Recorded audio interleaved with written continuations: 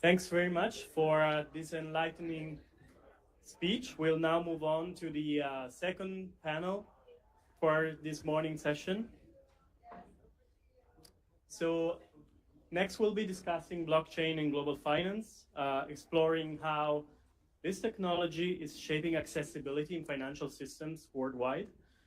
And we are pleased to have here Joe Castelluccio, partner at myriad, who will moderate a distinguished panel.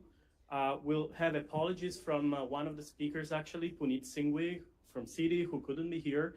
But we're very pleased to welcome Raunak Mittal from the World Bank, Anson from Hong Kong Monetary Authority, and Pui Lai from the Monetary Authority of Singapore.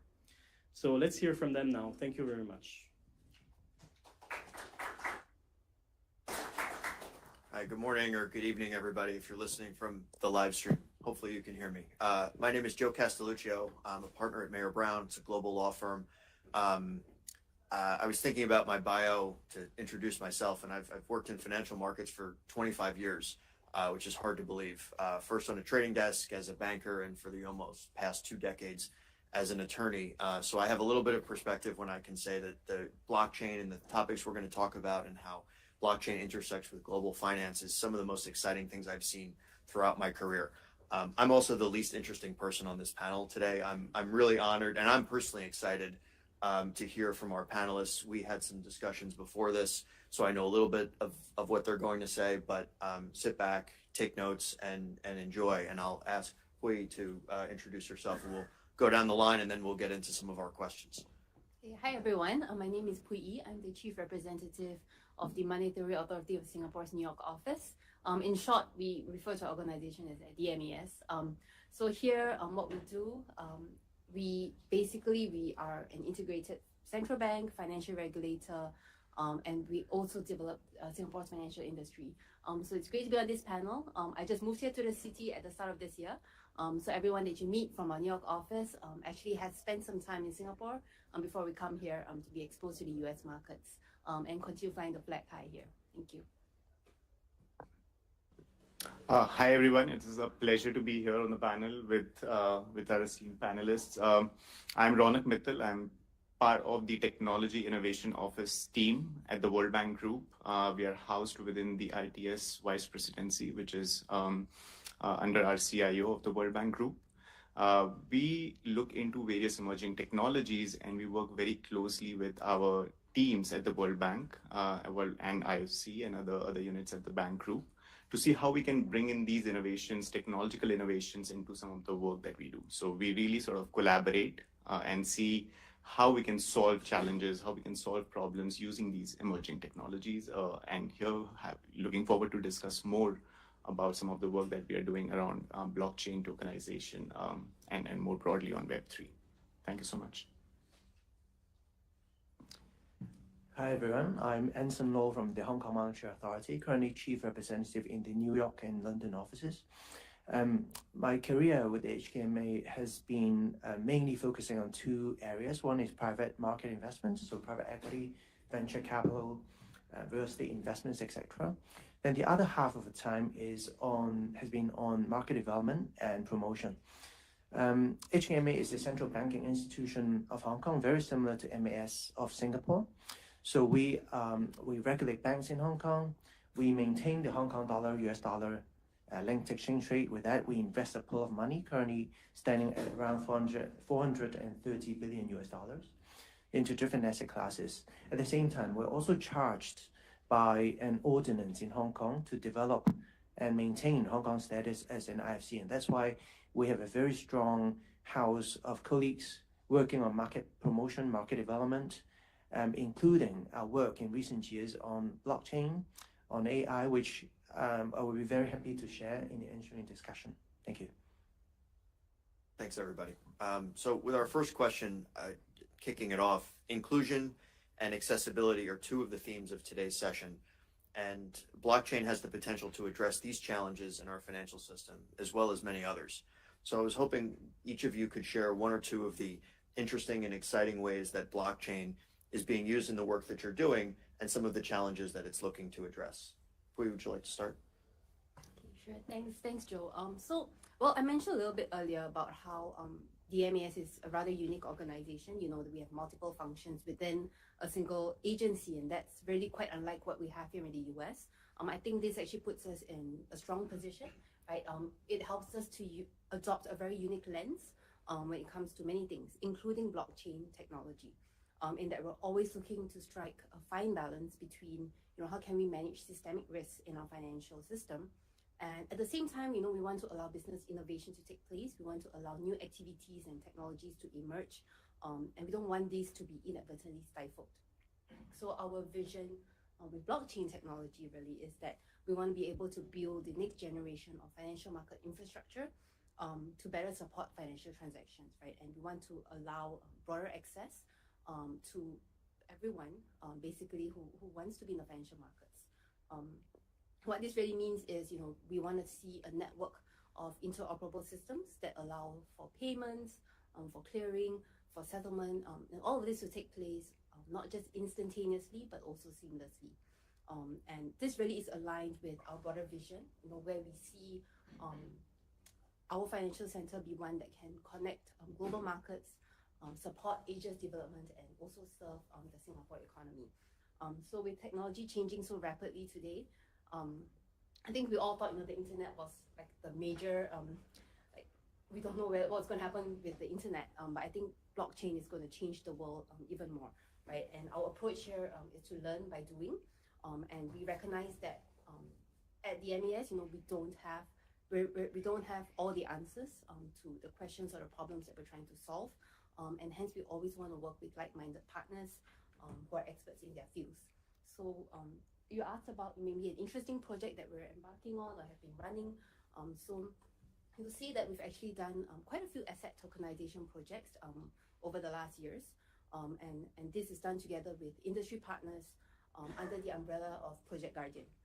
So put simply, Project Guardian is a collaborative initiative between financial institutions as well as, you know, other central banks, regulators, industry associations across the globe, not just in Singapore, not just within Asia. But the goal really is to explore use cases for asset tokenization and capital markets. To date, we've run about 17 industry pilots, right, under Project Guardian, involving 6 currencies in asset classes such as FX, fixed income, and asset and wealth management. Maybe one recent example that I can share is Franklin Templeton. Most people here, I think, should be familiar with that name. They were one of the early ones who issued Bitcoin ETF, for example, and now tokenized money market funds as well in the US.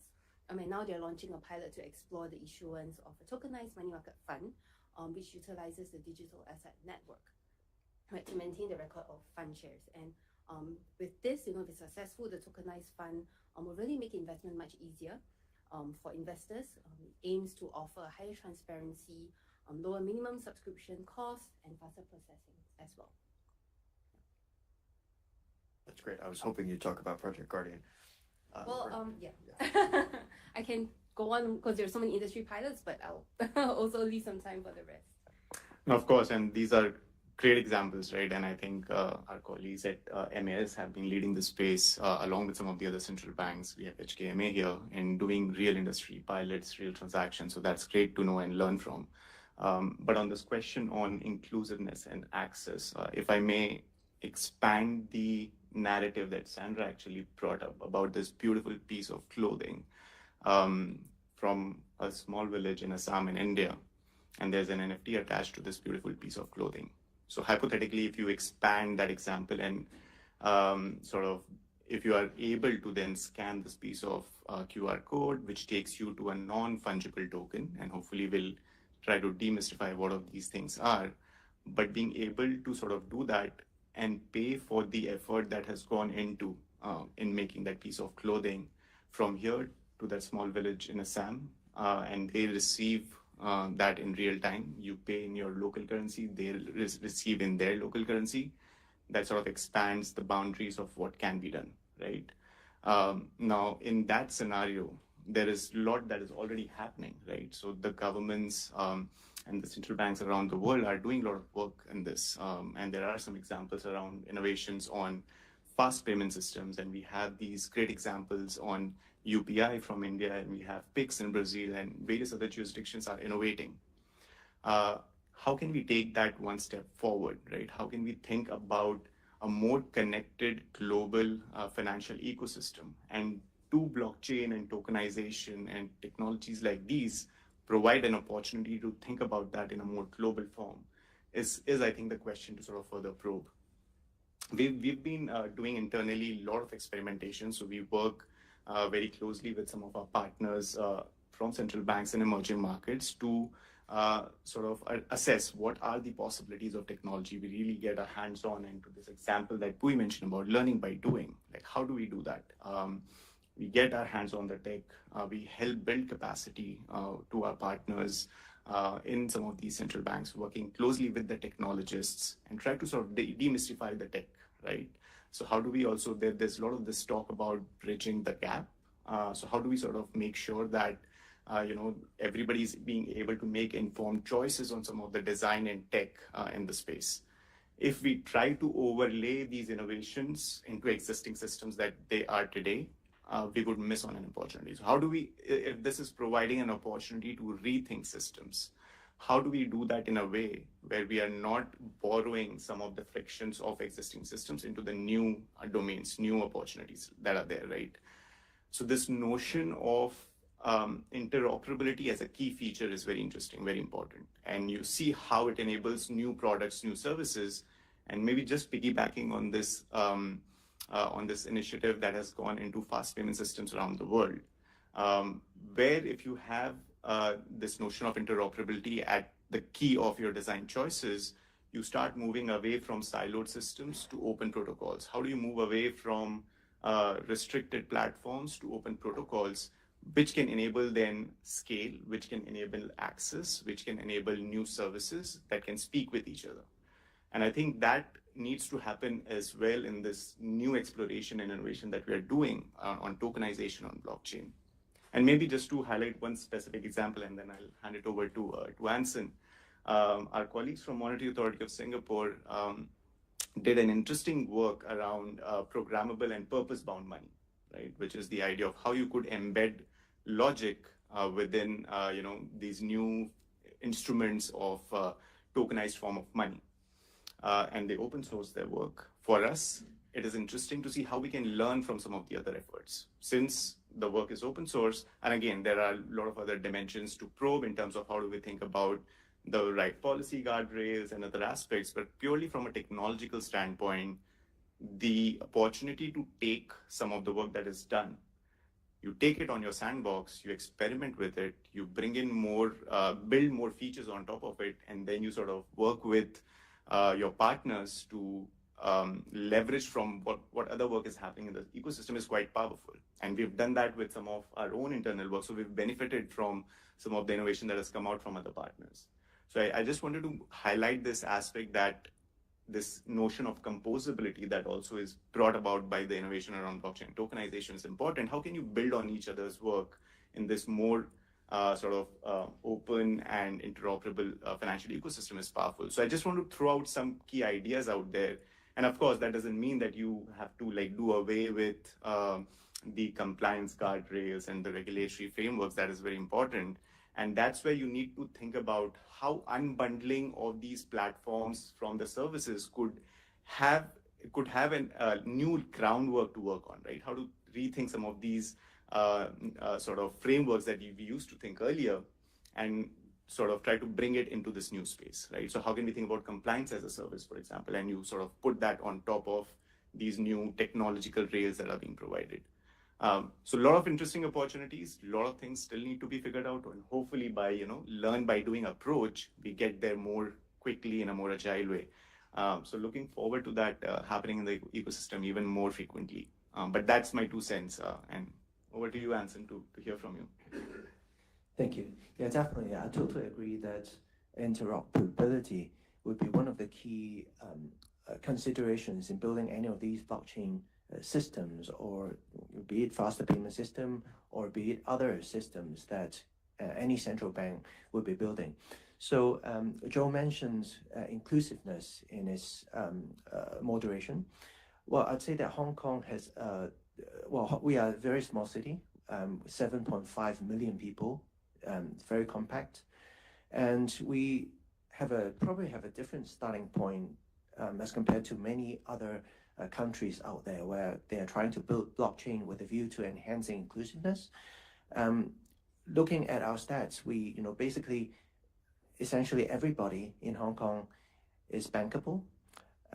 We have faster payment system, 7.5 million people, we have over 15 million registrations. Talking about SVF, the stored value facility that's already in place, powered by traditional payment systems. We have 75 million registrations. So we have 75 electronic, digital wallets out there already in use. So in a way that we, Hong Kong may not have this inclusiveness issue, but we are now building a lot of different blockchain projects with a view to future-proofing our existing system in a way to try to make our system as inclusive as we are now 10 years down the road. So there are a couple of interesting projects as Joe asked about. Number one is, the CBDC project that we have started a number of years ago. At first, we started with the Bank of Thailand, and then eventually we engaged different stakeholders including the BIS Innovation Hub, which has found its first, Innovation Hub Center in Hong Kong to support this project, CBDC by HKMA. And now, fast forward, we have People's Bank of China joining. We have United Arab Emirates Central Bank joining. We have Saudi Arabian Central Bank joining, and we have a number of other observers to this project, which has already reached its MVP. And I'm glad to say that last year, there's already connection between the Hong Kong and the Thailand faster payment system. So in a way that now any Hong Kong resident or vice versa, Thailand resident coming to the other jurisdiction, they go to spend money, let's say at a restaurant, then they can, by simply scanning a QR code, and money goes from their local bank account in local currency to the restaurant's account in the restaurant's jurisdiction's local currency instantly, real time. And that's powered by, the infrastructure that were built in recent years. And apart from faster payment system, apart from, the transaction of monetary value, we also utilize blockchain in many other contexts. Just to give you an example, we've recently, a couple of years back, we've launched what we call a commercial data interchange, which essentially is a project we try to build and help SMEs in Hong Kong to get finance from traditional lenders, i.e. banks. And now this gateway has been connected to the Hong Kong government's consented data interchange gateway. So how it works like this. Let's say Mr. ABC who runs a small business, who wants to borrow money from a bank in Hong Kong. Now, instead of providing all its audited accounts, the incoming, outgoing, the revenue expenses, and everything in a thick pile, he can just give consent to the bank, and the bank goes to the CDI, and instantly he's got all the data, including, his revenue in the past, his expenses to his vendors, etc. So within an hour or so, they can get the credit approval secured. And it has been proven, there has been more than a few thousand cases already of proven success that, because of the lower costs of borrowing, because of the quicker turnaround time in borrowing, their SMEs' needs can be catered for more seamlessly, where the banks can lend out the money with a lower interest rates, levied on the borrower. So there are many other projects. So I'll hand it over to you, Joe. Thank you very much. We have enough questions and content to talk for 3 hours, so I'm gonna streamline it just a little bit. It's just a testament to how interesting and influential I think these panelists can be. And so I'll direct this to Anson and Pui in particular. Given your role in two, I'll say, regulators that I think personally, my opinion is they've shown some of the most leadership in developing regulations and fostering innovation in a responsible way in the world. What role do each of you see I'll say regulators and policymakers generally. Obviously, you're probably going to speak to the role that your particular regulator has had, but what do you see as their role in developing the way that global finance and blockchain intersect? I'll go first. I think, for example, in the previous panel, Stuart mentioned that, with this technology, right, it really can be used for good and bad. And I think in our position, and I believe this is what probably Hong Kong is also desiring, right, is to see how we can allow space for experimentation and new models to grow while we address any key risks that might arise. Sandra, we had a brief chat with Sandra earlier, and we were just saying, we're all privileged to be in a place where we're all gathered. We're really at the cusp of, seeing some transformation in our financial industry. And I think I mentioned earlier what we have found useful is to learn by doing. But from our personal experience, I think as a policymaker, as a regulator, as a developer, what has been useful for us is that we also partner with the industry. Whether is it the individual firms or whether it's a broader industry association, but really we partner on the pertinent moving use cases, right? So that we can really see how we can scale the solutions that we have on hand. Earlier, Anson mentioned about the example about how the monies can just be transferred so seamlessly. I think this is a testament of how when there's early involvement of policymakers, whether it's the international organizations, other central banks, regulators, etc. Whether we're there to closely observe or to proactively shape, the regulatory or policy responses to this new technology that blockchain is presenting to us. This helps us to also then, when we decide to introduce regulations, we ensure that they're proportionate to the risks that might arise. We don't want to put in regulations that end up stifling the growth of the industry and making it difficult for things to progress. I think we recognize that, as part of innovation, failure comes with that. If you don't fail, you don't succeed, right? So if we can create an environment where an experiment is allowed to fail, but it does so safely and with minimal cost to the financial system, I think that's a win. And really, with all of this, the goal really is to achieve interoperability so that we can foster connectivity and not just contribute to fragmentation. I mentioned earlier, for example, some of the asset tokenization projects that we've done. I think that has highlighted to us opportunities and risks in asset tokenization. But there are really some existing challenges that we need to address in the space of interoperability. I think what we're seeing now is that there are a lot of disparate infrastructures with limited interoperability between them, and this is really creating market fragmentation. Right, and existing public blockchains, without the additional safeguards, they might not be fit for purpose for regulated financial activities, which a lot of us here operate within that regulated financial space. So we really need to open and interoperable networks. I think this is something that Raunak was also emphasizing quite a bit, that are compliant with regulatory requirements. And so, I didn't get to mention earlier, but another exciting project that we're embarking on is what we call the Global Layer 1 Initiative. And this is really a grounds-up initiative, right, from financial institutions across the globe, including Citi, although they were not able to join this panel today. But we really envision, the establishment of a shared ledger infrastructure that can host multiple types of tokenized financial assets and support different use cases for the financial sector. I think more importantly, it's going to be built with the regulatory compliance and technical standards at the forefront. And we hope that this will be beneficial and transformational for the industry. Anson, over to you. Thanks, Pui. So Pui has covered a lot of grounds. I'm not going to repeat. And while I totally agree with everything she said, in particular the points on interoperability, which all speakers have touched upon in the earlier discussion. So I just want to add one point here, which is governance. As regulators, we come from we evolve from the traditional world of finance, and government, governance, how we approach it, used to be highly, centralized. That's how you had, regulators came into place many, many years ago. And now when we talk about blockchain, it's a totally, fundamentally different concept of democratization, fundamentally different approach of, consensus, be it proof of work, proof of stake.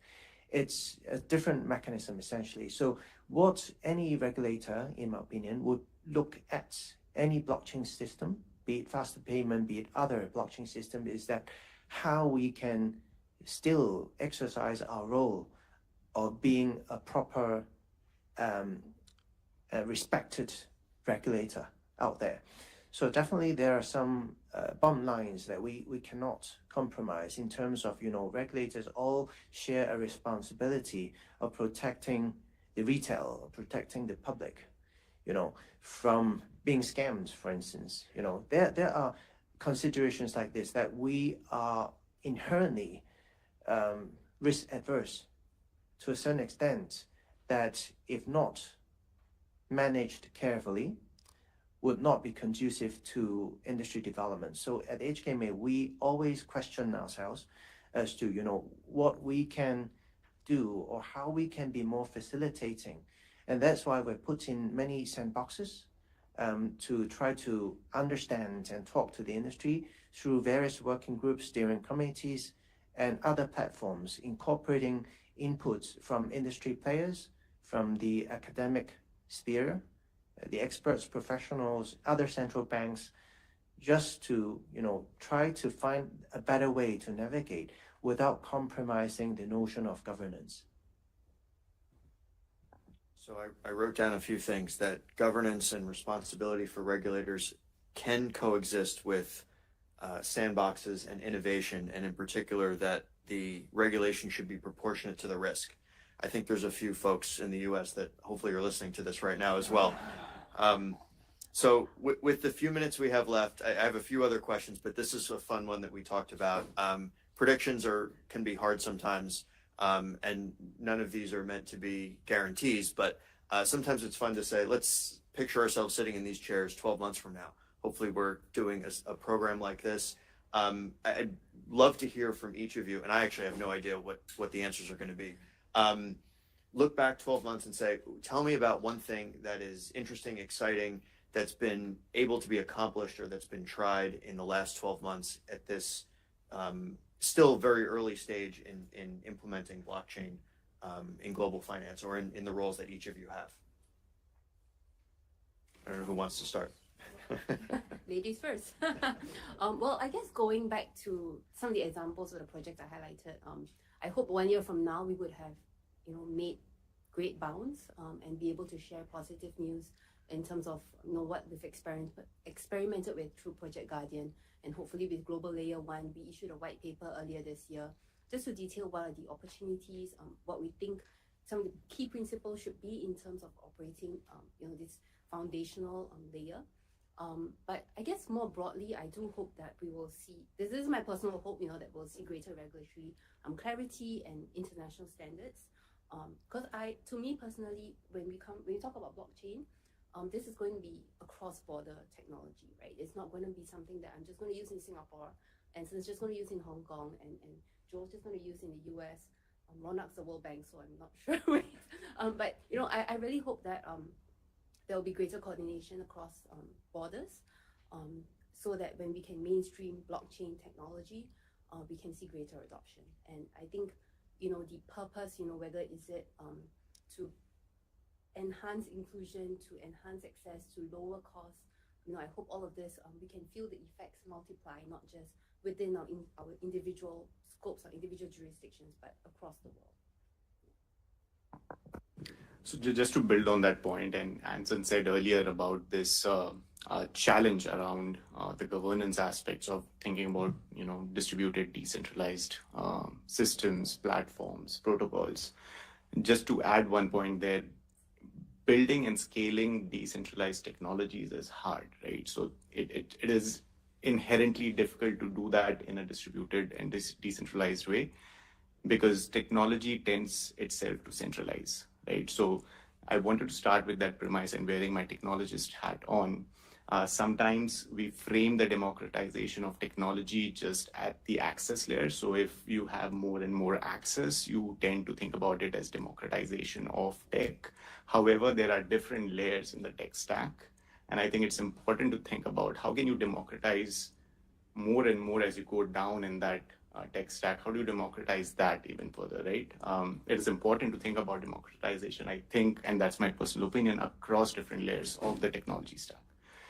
With that, what I'm excited about, to Joe's question, is that this openness amongst different institutions, different players, to think about this, to engage actively, to learn by doing, to think about and engage with innovation in a more open innovation development form, I think is very interesting.